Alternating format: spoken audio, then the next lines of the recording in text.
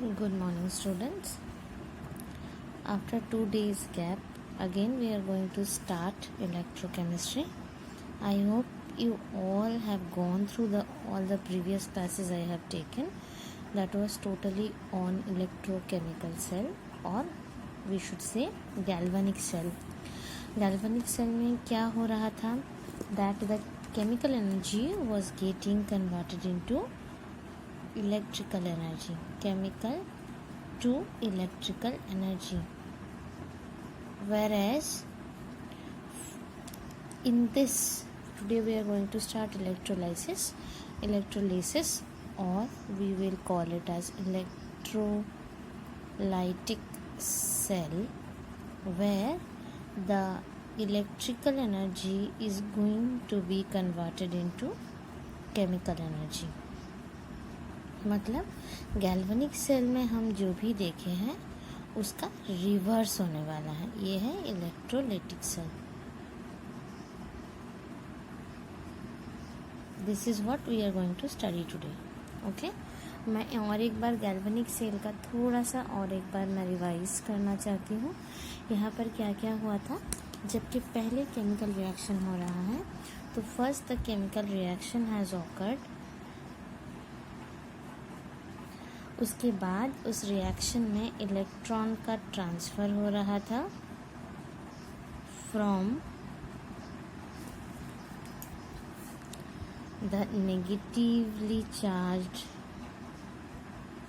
Electrode to positively charged electrode, and hence the electricity was found to be passing from the positively charged electrode to the negatively charged electrode. Means from cathode to anode. Cathode to anode. ये चल रहा था galvanic cell में. अब हम आते हैं electrolytic cell में. इलेक्ट्रोलाइटिक सेल में पहले क्या होगा. पहले हम बाहर से इलेक्ट्रिसिटी देंगे. बाहर से इलेक्ट्रिसिटी देने का मतलब है, मान लो that we are going to place a solution which we call as electrolyte,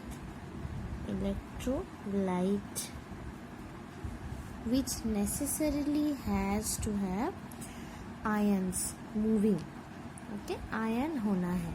तो इसमें हो सकता है कि आयनिक कंपाउंड को ही मैं वाटर में डिसॉल्व कर रही हूँ, या हो सकता है ionic compound in molten condition, molten state में है तो वो ऐसा कंडीशन करना है जिसमें इलेक्ट्रिसिटी कंडक्शन होगा. तो we are going to take electrolyte और इलेक्ट्रोलाइटिक सोल्यूशन.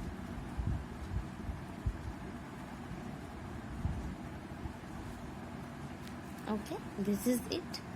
इसमें हम इलेक्ट्रोड्स को प्लेस करेंगे. फिर से 2 electrodes means 2 metal rods will be placed. Metal rods या metal plates will be placed 2 and that will be connected with an external circuit.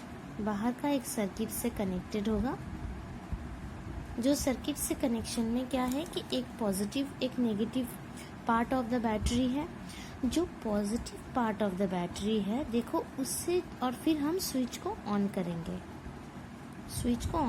तो switch on करने से क्या हो रहा है, electricity is coming into the metal rods. कैसे आ रहा है, जो मेटल रॉड पॉजिटिव पार्ट के साथ कनेक्टेड है वो बन रहा है पॉजिटिवली चार्ज्ड. जो नेगेटिव के साथ कनेक्टेड है वो बन रहा है नेगेटिवली चार्ज्ड. राइट. अब इस मेटल में भी आ गया पॉजिटिव चार्ज, इसमें आ गया नेगेटिव चार्ज. अब जो इलेक्ट्रोलाइट है, it is going to start reaction start करेगा. कैसे रिएक्शन स्टार्ट करेगा, देखो मान लो AB लेके हम स्टार्ट किए हैं तो AB will be dissociated into A plus and B minus.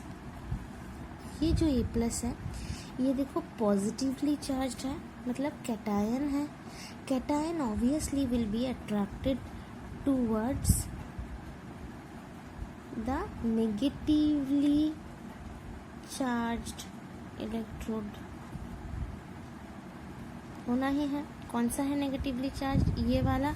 तो मैं यहाँ पर दिखा रही हूँ, देखो I am showing you the A plus is going to be attracted to this, right? And B minus obviously will be attracted towards positively charged electrode। तो B minus कहाँ जाएगा? B minus इसमें जाएगा। Clear? Now we will see what is happening. मैं अभी ही cathode anode नाम कुछ नहीं लिख रही हूँ, मैं नेगेटिवली चार्ज जो इलेक्ट्रोड है इसका नाम हम लिखेंगे। हम किसके ऊपर डिपेंड करके इसका नाम कर लिखेंगे? रिडक्शन या ऑक्सीडेशन के ऊपर। हमें पता है रिडक्शन होने से कैथोड होता है, ऑक्सीडेशन होने से एनोड होता है। जो नेगेटिवली चार्ज इलेक्ट्रोड है उसमें कौन गया? देखो A प्लस गया, तो A प्लस जाके इलेक्ट्रॉन रिसीव करेगा, क्योंकि नेगेटिवली चार्ज इलेक्ट्रोड के पास इलेक्ट्रॉन ज़्यादा है इसीलिए वो नेगेटिवली चार्ज है, राइट? तो इलेक्ट्रॉन रिसीव करने से it will form A। Clear? ये कौन सा रिएक्शन हो रहा है? रिडक्शन हो रहा है। क्यों? क्योंकि इलेक्ट्रॉन गेन कर रहा है। इलेक्ट्रॉन गेन करने का मतलब है रिडक्शन। तब हम इसको बोलेंगे कैथोड। क्यों कैथोड बोल रहे हैं? क्योंकि यहाँ पर रिडक्शन हो रहा है। Is it clear? So in case of electrolytic cell cathode should have negative charge. Similar condition में, सिमिलर वे में, अगर हम पॉजिटिवली चार्ज इलेक्ट्रॉन को लेते हैं, इलेक्ट्रोड को, तो पॉजिटिवली चार्ज इलेक्ट्रोड में देखो कौन जा रहा था? B माइनस जा रहा था। B माइनस जाएगा पॉजिटिवली चार्ज इलेक्ट्रोड के पास। B के प्लस ऑलरेडी इलेक्ट्रॉन ज़्यादा है और ये पॉजिटिवली चार्ज है, मतलब इसमें इलेक्ट्रॉन कम है, तो उसके एक्स्ट्रा वाला इलेक्ट्रॉन डोनेट कर देगा, तो वो बन जाएगा B। इलेक्ट्रॉन डोनेशन मतलब कौन सा रिएक्शन हो रहा है? ऑक्सीडेशन हो रहा है। ऑक्सीडेशन कहाँ होता है? एनोड में होता है। That means this is our anode. Anode में ऑक्सीडेशन हुआ। तो इसका मतलब मैं एक चीज़ समराइज कर सकती हूँ, देखो इलेक्ट्रोलाइटिक सेल में कैथोड में कैटायन जाता है। देखो कैथोड में कौन आया था? ये है हमारा कैथोड, कैटायन आया था और ये रिड्यूस होता है। और एनोड में एनायन जाता है और वो ऑक्सीडाइज होता है। ये बहुत ज़्यादा इम्पॉर्टेंट है इलेक्ट्रोलाइटिक सेल में याद करने के लिए। Okay? Electrolysis have applications through out chemistry. जैसे कि इसका एक एग्जांपल ऑलरेडी पढ़ चुके हो क्लास 10 में। क्लास 10 में जहाँ पर मेटल एक्सट्रैक्शन था वहाँ पर कॉपर का प्योरिफिकेशन था, जो कि इलेक्ट्रोलिटिक मेथड से होता है। इलेक्ट्रोलिटिक प्योरिफिकेशन ऑफ कॉपर इसको बोला जाता है। फिर then we have different types of metal extraction which is done by electrolysis. तो ये एप्लीकेशंस हम बाद में देखेंगे, मतलब मेटलर्जी जब हम पढ़ेंगे, मेटल एक्सट्रैक्शन वाला chapter, you have a chapter there we will see the application. It has lot of application. फिलहाल जो इम्पोर्टेंट है वो है कि इसका क्वांटिटेटिव एक एप्लीकेशन होता है। क्वांटिटेटिव एप्लीकेशन क्या है? क्वांटिटेटिव एप्लीकेशन में we need to know two laws of electrolysis. It is called Faraday's laws of electrolysis because Michael Faraday has proposed the laws. ये क्या है? इसमें से हमें पता चलता है कि अगर हम कोई भी सोल्यूशन में एक पर्टिकुलर टाइम के लिए पर्टिकुलर अमाउंट ऑफ करंट को पास कर रहे हैं, तो उसमें से कितना मेटल डिपोजिशन होगा। मैं जैसे बता रही थी, यहाँ पर देखो ये जो A+ है ये ऑब्वियसली एक मेटल है क्योंकि इलेक्ट्रोपॉजिटिव है। तो ये जो इलेक्ट्रॉन लेके A फॉर्म कर रहा है ये क्या है, ये बेसिकली मेटेलिक सॉलिड जो है। तो इसका डिपोजिशन कितना होगा इसको ढूंढने के लिए quantitatively we have Faraday's laws. There are two laws. Both the laws, the statements are very important. Statements I am not going to write. Statements are clearly shown in your NCERT book. देखो first law में क्या है, the amount of chemical reaction which occurs at any electrode during electrolysis by a current is proportional to the quantity of electricity passed through the electrolyte. Solution और melt, मैं पहले ही बता चुकी हूँ, इलेक्ट्रोलाइट सोल्यूशन भी हो सकता है या मोल्टन कंडीशन में भी हो सकता है। The amount of chemical reaction which occurs at any electrode, इसका मतलब है कि कितना amount of the substance generate हो रहा है कोई भी इलेक्ट्रोड में, वो किसके साथ प्रोपोर्शनल है, वो प्रोपोर्शनल है how much amount of electricity is passed through the electrolyte. Okay, so if I write it in mathematical form, it will look like this.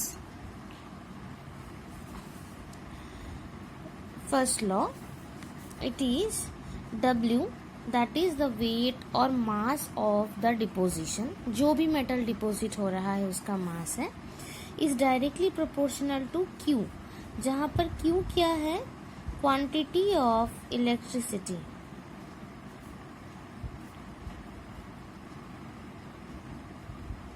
इसको हम कूलम्ब में लेते हैं।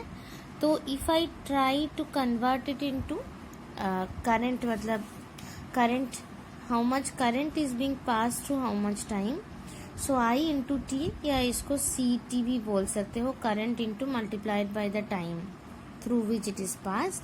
तो ये हो जाएगा एम्पियर सेकेंड और कूलम इज द यूनिट। तो the mass is directly proportional to Q. This is the first law. What is the second law? Second law में देखो क्या बोला जा रहा है कि the amounts of different substances liberated by the same quantity of electricity passing through the electrolytic solution are proportional to their chemical equivalents. Means यहाँ पर केमिकल इक्विवेलेंट क्या है वो भी दिया गया है कि atomic mass of metal divided by number of electrons required to reduce the cation. That means if I write it here, यहाँ पर क्या बताया गया है कि मान लो हम बहुत सारे सोल्यूशन लिए, 2-3 ऐसे डिफरेंट कंटेनर में बहुत सारे डिफरेंट इलेक्ट्रोलाइटिक सोल्यूशन लिए और उसमें से इलेक्ट्रोड को प्लेस करके same quantity of electricity same time के लिए पास किया गया। ये कैसे पॉसिबल है? अगर हम सबको सीरीज में कनेक्ट करें तो if they are placed in a series the same quantity of electricity will be pass through out all the solutions.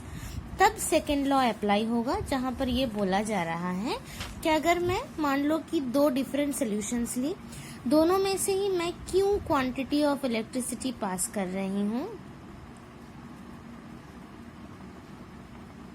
then the amount generated, that is W1 first solution के लिए, it will be directly proportional to the equivalent mass of the first substance, and W2 will also be proportional to E2 and so on, as many solutions you will take.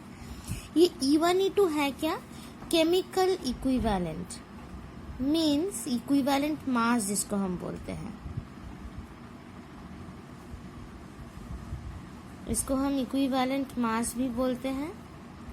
इसका expression है E is equal to A/V, जहां पर V क्या denote करता है? A है atomic mass of that particular substance, and what is V? V denotes the number of electrons that particular metal ion takes to get reduce. मैं एक example देके बता रही हूँ। मानो कि सोडियम का इक्विवेलेंट मास मुझे ढूंढना है, तो मैं सोडियम का एटॉमिक मास लूंगी विच इज 23। इसका V क्या है कि सोडियम का जो आयन है, जबकि Na+ है, वो कितना इलेक्ट्रॉन लेके रिड्यूस होता है, कितना इलेक्ट्रॉन ले रहा है 1, तो यहाँ पर हो जाएगा 23/1 विच इज इक्वल टू 23। यही यहाँ पर बैठने वाला है E1 और E2 में। Clear? So if I combine both the laws, I want to get actually a common mathematical expression for Faraday's laws. Then I have to combine both the laws. If I combine them, देखो मैं first law से लिख सकती हूँ that W1, if I take two solutions 1 and 2, so from first law W1 is proportional to I into T, so W1 should be equal to some constant into IT. This constant is represented by Z. Z, what is Z? Z is known as electrochemical equivalent. ये एक constant है for a particular metal. ये है क्या वो हम देखेंगे बाद में। अभी के लिए इतना सोचो कि एक मेटल के लिए Z is a constant which is known as electrochemical equivalent. कहाँ से आया? जब मैं प्रोपोर्शनलिटी साइन से इक्वल साइन लाई तभी आया। तो ये बन गया पहले वाला के लिए, तो ये बन जाएगा Z1 फर्स्ट के लिए, right. If I take second one I can write Z2 IT। देखो मैं IT को चेंज नहीं कर रही हूँ। क्यों नहीं कर रही हूँ चेंज? क्योंकि मैं इसमें सेकेंड लॉ अप्लाई करने वाली हूँ जहां पर बताया गया है कि same quantity of electricity will be passed. तो अगर मैं IT ही पास कर रही हूँ through 1 and 2, so I am allowed to write W1 by W2 is equal to E1 by E2। ये कहाँ से मिला मुझे? देखो सेकेंड लॉ में क्या था कि W1 also proportional to E1, W2 also proportional to E2 अगर सेम क्वांटिटी इलेक्ट्रिसिटी हो रहा है। तो यहाँ से देखो सेम क्वांटिटी इलेक्ट्रिसिटी मैं पास कर रही हूँ which is actually IT। So W1 by W2 can be written as E1 by E2। Am I right? So if I combine both the laws, what I am going to do is electrochemical equivalent का एक proper expression ढूंढना है E के respect में। तो मैं क्या कर सकती हूँ? देखो फर्स्ट लॉ से जो मिला था वहां से W1 by W2 इजीली कर सकती हूँ। जो आ रहा है Z1 IT by Z2 IT, IT will get cancelled, so I am going to get W1 by W2 is equal to Z1 by Z2। देखो ये जो इक्वेशन नंबर 1 है और ये जो इक्वेशन नंबर 2 है, दोनों को अगर हम कंपेयर करेंगे so we can easily write E1 by E2 is equal to Z1 by Z2, है ना। ये कौन सा रिलेशन है? We all know that in mathematics if we look into the relation, this is the relationship of direct proportionality, right. कि मतलब E अगर बढ़ेगा तो Z का भी वैल्यू बढ़ने वाला है, E अगर लेस होगा तो Z का भी वैल्यू लेस होने वाला है। So I can write E is proportional to Z। यही रिलेशन आया। तो इसका मतलब है कि electrochemical equivalent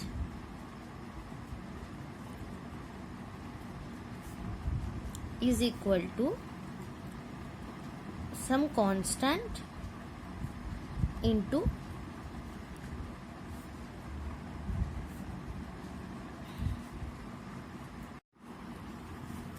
so if I combine both the laws, what I am going to do is electrochemical equivalent का एक proper expression ढूंढना है E के respect में। तो मैं क्या कर सकती हूँ? देखो फर्स्ट लॉ से जो मिला था वहां से W1 by W2 इजीली कर सकती हूँ। जो आ रहा है Z1 IT by Z2 IT, IT will get cancelled, so I am going to get W1 by W2 is equal to Z1 by Z2। देखो ये जो इक्वेशन नंबर 1 है और ये जो इक्वेशन नंबर 2 है, दोनों को अगर हम कंपेयर करेंगे so we can easily write E1 by E2 is equal to Z1 by Z2, है ना। ये कौन सा रिलेशन है? We all know that in mathematics if we look into the relation, this is the relationship of direct proportionality, right कि मतलब E अगर बढ़ेगा तो Z का भी वैल्यू बढ़ने वाला है, E अगर लेस होगा तो Z का भी वैल्यू लेस होने वाला है. So I can write E is proportional to Z. So the relation will come as electrochemical equivalent into a constant is equal to chemical equivalent. So Z into F, this comes as the constant is equal to E. इस F को बोला जाता है Faraday's constant. इसका exact value है 96487 coulomb. ये Faraday's constant है क्या, देखो अगर मैं कोई भी आयन 1 मोल लेके उसको रिड्यूस करने की कोशिश कर रही हूँ, उसको मतलब if I want to get it deposited, तो क्या हो जाएगा, देखो this one will become 1, E will become 1, electrochemical equivalent will become 1. How is it coming as 1? Because यहाँ पर मैं एक मोल कोई भी इलेक्ट्रॉन दे रही हूँ 1 मोल सिल्वर आयन को रिड्यूस करने के लिए. Am I right? So this is going to be actually the charge required, the total charge on the electron. Taking 1 mole, total charge on the electron, this is actually comes as F. वो क्या आता है, देखो 1 mole means 6.022 into 10 to the power of 23 number of electrons. और एक electron में हम सबको पता है चार्ज रहता है 1.609 into 10 to the power of 9-19 coulomb. If you multiply this two, that is the total charge which is required to deposit 1 mole of particular ion. So it will come as, if we multiply, it will come as 96487 coulomb, जिसको approximately equal to 96500 लिया जाता है. इसी को हम 1 Faraday बोलते हैं. ये बहुत ज़्यादा इंपॉर्टेंट है न्यूमेरिकल प्रॉब्लम सॉल्व करने के लिए. हम 1-2 न्यूमेरिकल प्रॉब्लम्स देखेंगे करके, ताकि हमें ऐसे समझ में आए कि इसको कैसे किया जाता है. और एक चीज़ यहाँ से हमें पढ़ना है, वो क्या है कि प्रोडक्ट्स ऑफ इलेक्ट्रोलिसिस क्या होता है. प्रोडक्ट्स ऑफ इलेक्ट्रोलिसिस में इसीलिए ये इम्पोर्टेंट है क्योंकि हमें ये चीज़ बहुत अच्छे से देखना है कि जो भी कंपाउंड हमें दिया जा रहा है वो क्या एक्वस सोल्यूशन में है या वो मोल्टन कंडीशन में है. अगर एक्वस सोल्यूशन में है तो उसमें वाटर का कंट्रीब्यूशन हमें कंसीडर करना पड़ेगा, और अगर वो मोल्टन कंडीशन में है तो वाटर का कंट्रीब्यूशन हमें नहीं लेना पड़ेगा. बुक में देखो यहाँ पर बहुत अच्छे से दिया गया है that if I take NaCl aqueous solution, we are taking NaCl aqueous solution. तो NaCl aqueous solution लेने में क्या होता है कि aqueous सोडियम क्लोराइड सोल्यूशन में सोडियम खुद will be dissociated into Na plus and Cl minus.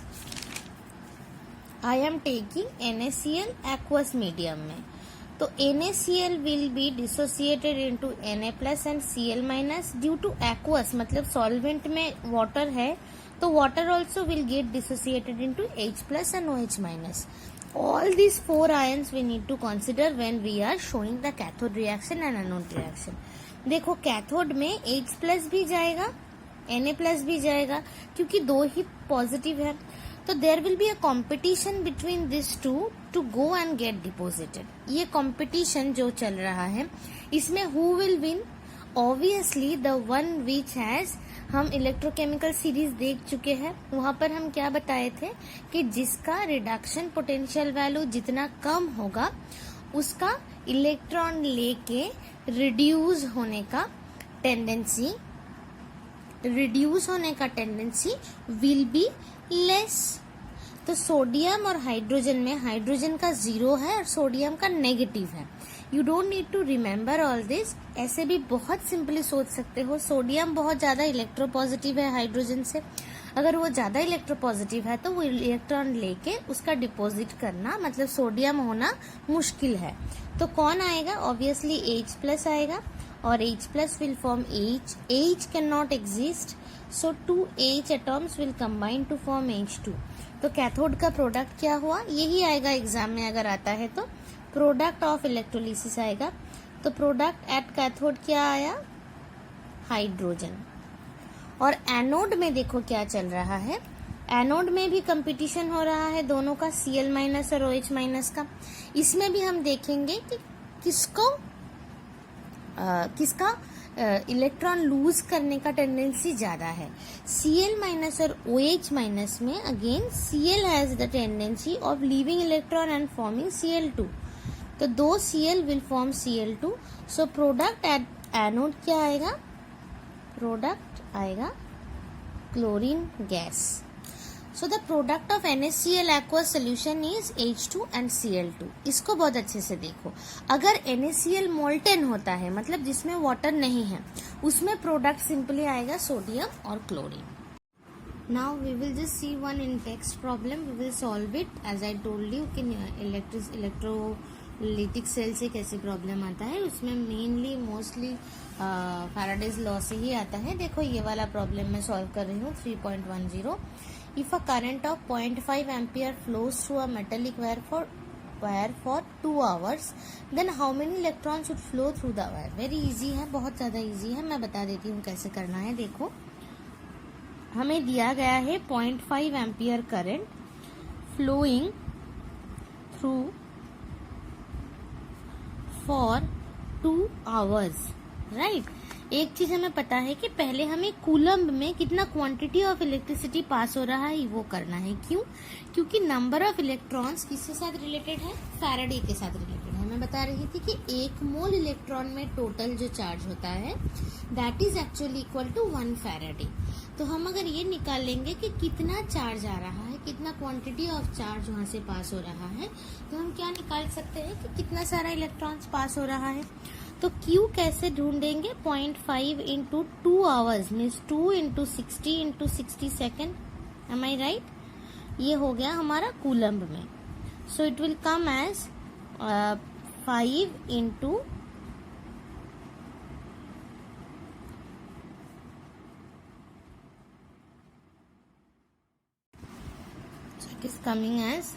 3600 coulomb. Clear? Now we will see that in case of Faraday जो है उसमें क्या था कि 96500 coulomb charge is carried by, we know 1 mole electron which is actually equal to 6.022 into 10 to the power of 23 number of electrons. So 3600 coulomb charge is carried by how many number of electrons? 6.022 into 10 to the power of 23 divided by 96500 into 3600 coulomb. This needs to be simplified. If you simplify, it will come as 0.2246 into 10 to the power of 23, which may be written as 0.225 into 10 to the power of 22 number of electrons. This is our answer. So you try to solve this type of problems. It is given here also in text and some in exercises also. Only electrolysis we have done today. Next day we are going to start off with conductance. Thank you.